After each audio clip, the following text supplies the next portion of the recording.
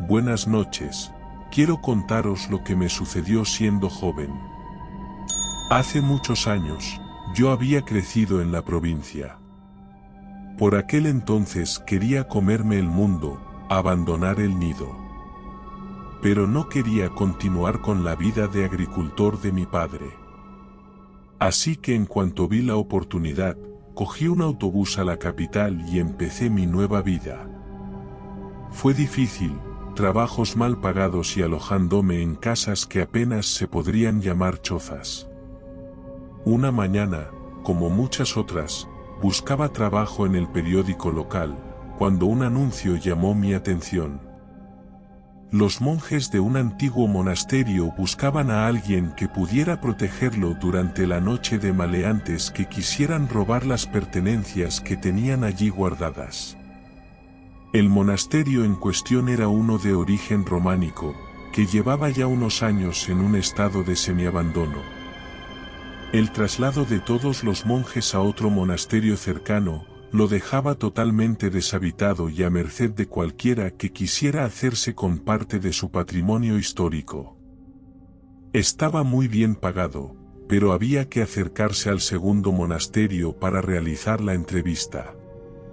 Con miedo a que alguien se me adelantase, cogí el autobús de esa tarde que llevaba al pueblo.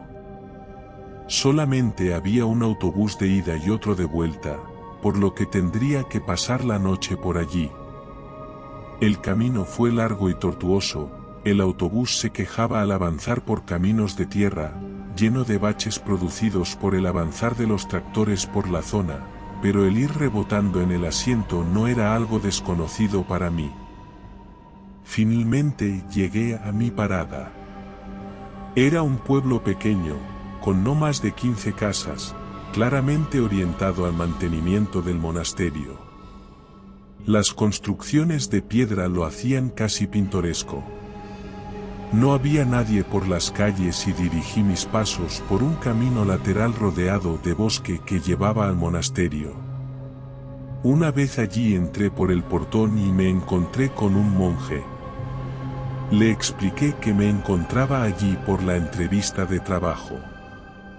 De forma amable me indicó que me sentase en un banco cercano y que en breve vendría el abad a hablar conmigo. Estuve sentado en el banco viendo el jardín y parte del bosque que lo rodeaba.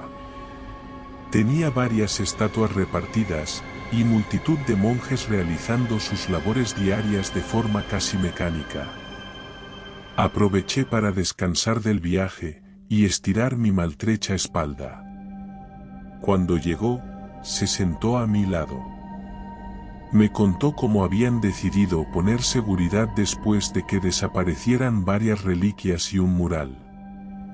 Parecía dolido por la desaparición de estos.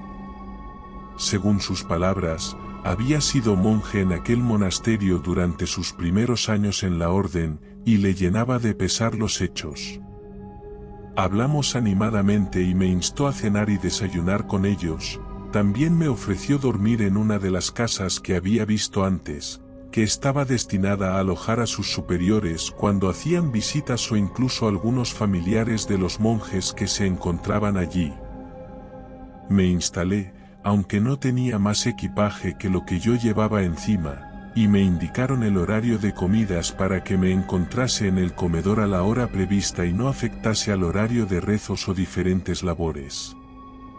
El tiempo pasó sin nada más relevante que contar, cuando al día siguiente, el abad, sobre un coche destartalado me dijo que fuéramos al otro monasterio. El camino no distaba mucho del que había hecho en autobús, y el pueblo era prácticamente idéntico. Me instalé de nuevo. El abad me indicó que el trabajo duraría aproximadamente una semana. Alguien, un monje o algún otro trabajado me traería comida durante esos días.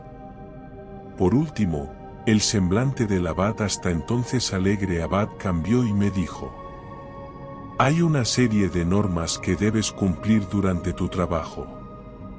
Es importante que lo cumplas, porque si no, no podremos certificar tu seguridad. Las normas eran las siguientes. 1. No salgas del área asignada bajo ninguna circunstancia. 2. No te acerques a la sala de meditación después de la medianoche.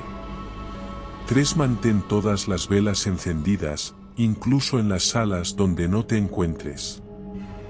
4. No toques los objetos sagrados ni alteres el orden en los altares. 5. Mantén todas las puertas cerradas y aseguradas en todo momento. 6. No te detengas a investigar sonidos extraños o voces susurrantes. 7. No enciendas velas en ninguna habitación. 8. No te duermas durante tu turno de guardia. 9. No confíes en las sombras ni te desvíes de la luz. 10. No te alejes de la puerta principal hasta que amanezca. Me pidió que lo recordase, y ante mi cara de estupefacción, prosiguió a tranquilizarme. Solamente tendría que revisar la zona de visitantes del monasterio, no necesitaba entrar en las zonas más profundas del mismo. Tras lo cual, me indicó dónde se encontraban las llaves y el encendedor, y me recomendó dar un paseo por el monasterio abandonado para familiarizarme con él antes de la noche. Tras lo cual, cogió el coche de vuelta a su monasterio. Un poco descolocado, cogí todo el material y me dirigí al maltrecho monasterio. Me sorprendió su tamaño, parecía mucho más pequeño desde el exterior, y aproveché mi paseo inicial para cerrar puertas entreabiertas y empezar a encender las velas que encontraba a mi paso. Entonces llegó la noche. Al principio, seguí las normas al pie de la letra, consciente de los peligros que podían acechar en un lugar tan antiguo y misterioso. Pero a medida que avanzaba la noche, comencé a notar cosas extrañas y perturbadoras. Voces susurrantes se filtraban por los pasillos y sombras parecían moverse de forma inquietante por el rabillo de mi ojo. Mis nervios estaban al límite, y aunque había cumplido fielmente las 9 normas anteriores, una sensación de inquietud creció dentro de mí. Me atormentaba la idea de que algo más siniestro estaba sucediendo en ese lugar, algo que iba más allá de las reglas establecidas. Mis instintos me decían que debía explorar más allá de los límites impuestos y descubrir la verdad oculta. En un momento de desesperación y valentía, decidí desobedecer la primera norma. Me aventuré lejos de la puerta principal y me adentré en los oscuros pasillos del monasterio. Fui cauteloso, manteniendo mi linterna encendida para alejar las sombras amenazantes. A medida que avanzaba, el sonido de cánticos y tambores creció en intensidad. Me guié por el rastro de luz que provenía de una sala iluminada al final del pasillo. Empujé la puerta entreabierta y quedé petrificado ante la escena que se desplegaba frente a mí. En el centro de la sala había un altar adornado con velas, símbolos extraños y figuras ritualistas. A su alrededor, un grupo de personas vestidas con túnicas oscuras, murmurando palabras en un idioma desconocido. La atmósfera estaba cargada de energía ominosa y malévola. Mi corazón se aceleró mientras veía la cara del abad dirigiendo la misa oscura. Entonces me di cuenta de la verdad, había sido manipulado para convertirme en el sacrificio de un ritual oscuro. Mi cuerpo se enfrió y un escalofrío recorrió mi espina dorsal mientras las palabras de las normas resonaban en mi mente. Había sido advertido sobre la manipulación y ahora estaba frente a la evidencia. El pánico se apoderó de mí, pero me mantuve en silencio, escondido en la oscuridad de la puerta entreabierta. Observé con horror cómo los participantes del ritual se preparaban para mi sacrificio. Sus ojos brillaban con una devoción retorcida, y su sed de sangre era palpable en el aire. Sabía que mi vida estaba en peligro inminente. En medio del caos interno, recordé las normas que había seguido diligentemente durante toda la noche. Una a una, las repasé en mi mente, buscando una posible salida. Fue entonces cuando mi mirada se detuvo en la norma número 8, no te duermas durante tu turno de guardia. De repente, todo cobró sentido. Había algo más detrás de esa norma aparentemente mundana. Me di cuenta de que había sido manipulado durante toda la noche, para mantenerme despierto, alerta y consciente. Y ahora, en ese momento crítico, comprendí su verdadero propósito. Las voces, las alucinaciones, eran una pieza más del ritual. Debía encontrarme en la zona de la entrada, y seguramente buscaban algo más que nublar mi mente. La sensación de pesar que me invadía constantemente debía ser necesario para el fin de lo que quiera que estuvieran haciendo. Entonces cometí un error. Al ir a cerrar esa puerta entreabierta, las bisagras hicieron un ruido atronador. Los monjes dejaron de rezar. El abad me miró y sonrió. Tranquilos hermanos, ya está el ritual prácticamente acabado. Nuestro Señor está a punto de entrar en él. Y al alba será suyo. Me ignoraron y continuaron sus cánticos, mientras a mí me invadía un terror visceral, primigenio e indescriptible. Mis ojos buscaron desesperadamente algo que pudiera ayudarme a enfrentar la terrible situación en la que me encontraba. No encontré nada que pudiera ayudarme y retrocedí lo más rápidamente que pude. Corrí desesperadamente a través de los pasillos, hasta que encontré la zona principal. Cuando intenté salir al exterior, una fuerza invisible me lo impidió. Durante unos segundos sentí como algo malévolo intentaba introducirse dentro de mí. Miré al suelo. Había un enorme pentagrama en el suelo. No sabía cómo no había reparado en ello, pero ahora era muy visible, con un pequeño brillo en la oscuridad.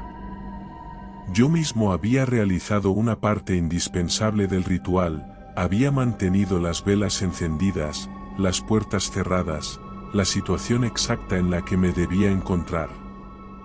Mientras batallaba con ese ser por controlar mi propio cuerpo, entendí que, igual que había colaborado, había una posibilidad de que pudiera sabotearlo. Mi cuerpo era pesado, y en muchas ocasiones no efectuaba los movimientos que yo quería, pero poco a poco me fui acercando a la vela más cercana. La golpeé y cayó al suelo, haciendo ruido y apagándose en el proceso. Me sentí ligeramente más libre. A mi mente vino la regla número 7, no enciendas la luz de ninguna habitación. Y esto me dio una idea.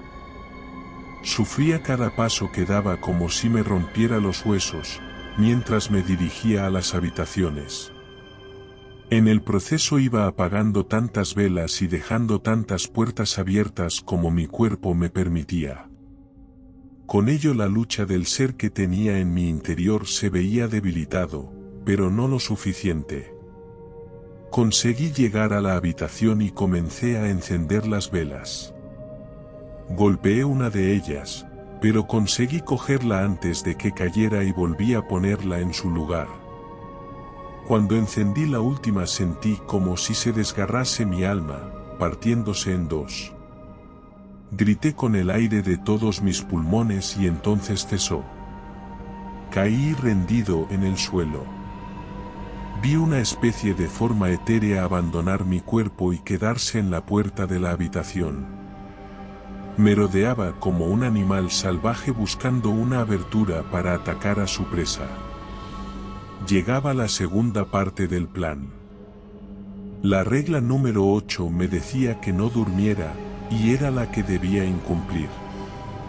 Me tumbé sobre el colchón vacío. La adrenalina que corría por mis venas me dificultaba seriamente el sueño, al igual que el pavor a quedar totalmente a merced de los monjes o la criatura. Pero si existía esa regla, debía de ser por algo, y procuré relajarme lentamente hasta que conseguí conciliar el sueño. La luz entraba por el pequeño ventanuco de la habitación cuando desperté. Los pájaros estaban cantando y las velas aún se encontraban encendidas. Di un respingo al ser consciente de dónde me encontraba y me puse en pie. Salí de la habitación y caminé por los pasillos. No voy a negar que una parte de mí quería explorar un poco más la zona donde había vivido esa pesadilla, pero mi juicio evitó cometer esa estupidez. Finalmente, llegué a la puerta principal, ya no había rastros del pentagrama, así que la abrí con fuerza sin que nada me lo impidiese.